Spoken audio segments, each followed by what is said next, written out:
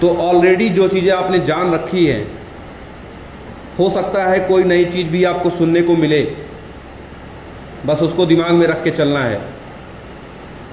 याद रखना कि पंचानन माहेश्वरी इन्होंने इंट्रा ओवेरियन पॉलिनेशन पे काम किया था, इंट्रा ओवेरियन पॉलिनेशन पे काम किया था पंचानन माहेश्वरी ने।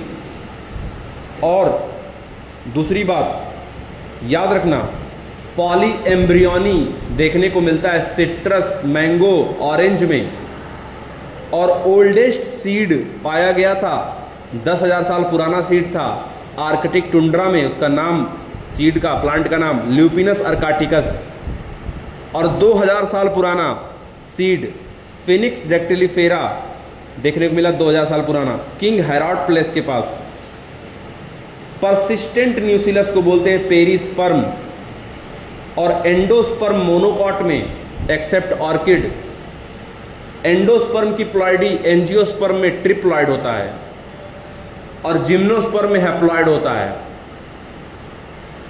और इवनिंग प्रिमरोज में डिप्लॉइड होता है। डॉर्मेंसी में जाना सीड का जरूरी है, वाटर कंटेंट जो होता है वो कम हो जाता है। यूनिसेक्सुअल फीमेल फ्लावर में इमेस्कुलेशन की कोई ज़रूरत नहीं है। एक ही पेड़ पे मेल फ्लावर और फीमेल फ्लावर अलग अलग हैं तो वहाँ जिटनोगैमी होगी। और प्लांट ही यूनिसेक्सुअल है तो वहाँ जीनोगैमी होगी। एग सेल और सीनरजेट्स, इन दोनों को मिलाकर एग अपैरेटस बोलते हैं। पॉलन ट्यूब, पॉलन गैमीट जो गैमीट है उसके एंट्री होने से पहले दोनों पोलर न्यूक्लियाई फ्यूज होकर डिप्लॉयड सेकेंडरी न्यूक्लियस बना लेते हैं। ट्रिपल फ्यूजन का रिजल्ट होता है प्राइमरी एंडोस्पर्म न्यूक्लियस और सेंट्रल सेल कन्वर्ट हो जाता है प्राइमरी एंडोस्पर्म सेल में। 14th day of menstrual cycle में LH की मात्रा बहुत ज़्यादा बढ़ जाती है।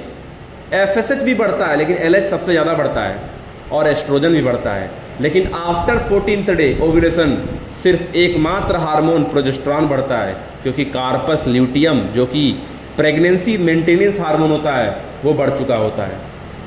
45 से 50 साल में मीनोपाज आ जाता है, मेंस्ट्रुअल साइकिल बंद हो जाती है।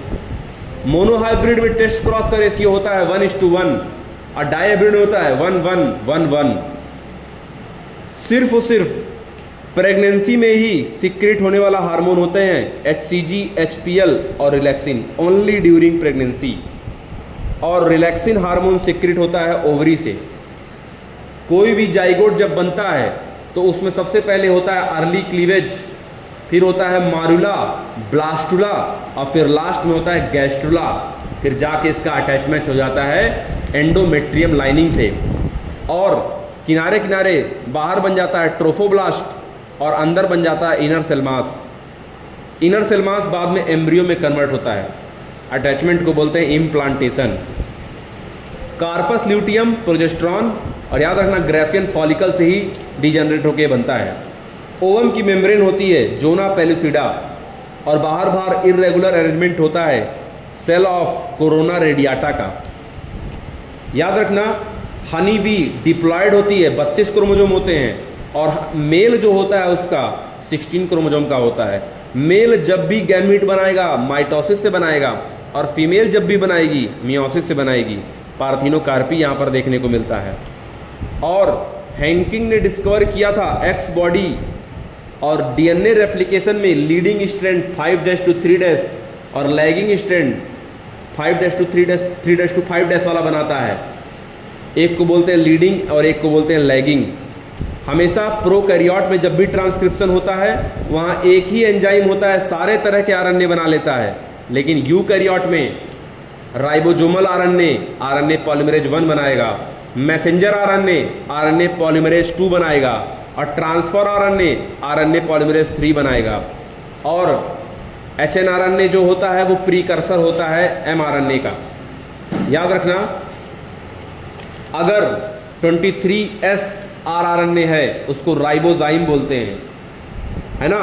और ये जो राइबोसोम है ये कैटलिस्ट की तरह बिहेव करता है 23 SrRNA बैक्टीरिया में देखने को मिलेगा आपको, पेप्टाइड बॉन्ड के फॉर्मेशन में हेल्प करता है। 5' से पहले वाला और 3' के बाद वाला UTR कहलाता है, अनट्रांसलेटेड रीजन कहलाता है, और एडाप्टर मॉलिक्यूल होता है tRNA। हमेशा याद रखिएगा कि जो हिस्टोन प्रोटीन होते हैं, इसके अलावा नॉन हिस्टोन प्रोटीन भी पैकेजिंग ऑफ DNA में हेल्प करते हैं, क्रोमोजोमल पैकेजिंग में हेल्प करते हैं, और उसमें हेट्रोक्रोमेटिन जो होता है वो इनएक्टिव होता है, यूक्रोमेटिन एक्टिव होता है, लाइट होता है और लूजली पैक्ड होता है। और हमेशा कोड जो होता है, जेनेटिक कोड, वो यूनिवर्सल होता है नियरली, और AUG जो होता है वो इनिशिएटर कोडॉन भी होता है और मेथियोनिन के लिए फंक्शन भी परफॉर्म करता है। और बैक्टीरिया में ट्रांसक्रिप्शन को स्टार्ट करवाता है सिग्मा फैक्टर और रोकता है रो फैक्टर, और ट्रांसक्रिप्शन होता है स्ट्रक्चरल जीन का। और यूकैरियोट में इंट्रॉन भी होते हैं, एक्सॉन भी होते हैं, इंट्रॉन बाद में हट जाते हैं, एक्सॉन जुड़ जाता है, स्प्लिट जीन कंसेप्ट इसको बोलते हैं।